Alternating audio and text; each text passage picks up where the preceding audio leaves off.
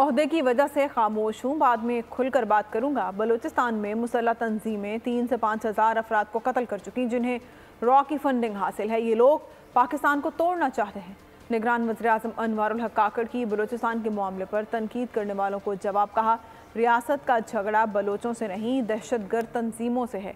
90,000 अफराद दहशत गर्दी में मारे जा चुके, 9 मुल्ज़िमान को भी सज़ा नहीं हुई। निगरान वज़ीर-ए-आज़म ने कहा कि बलोच मुजाहिरीन के एहतजाज को तस्लीम करते हैं।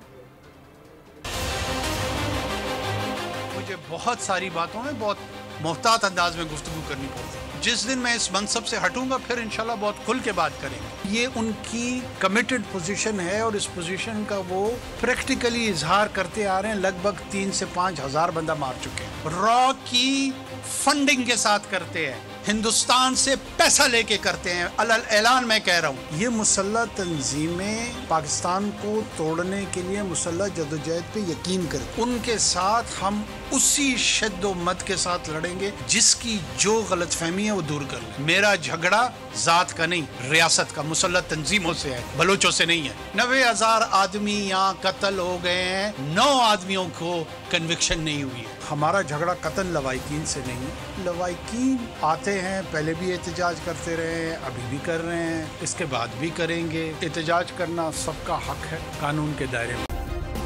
सब्सक्राइब करें और बेल दबाएं ताकि कोई खबर रह न जाए।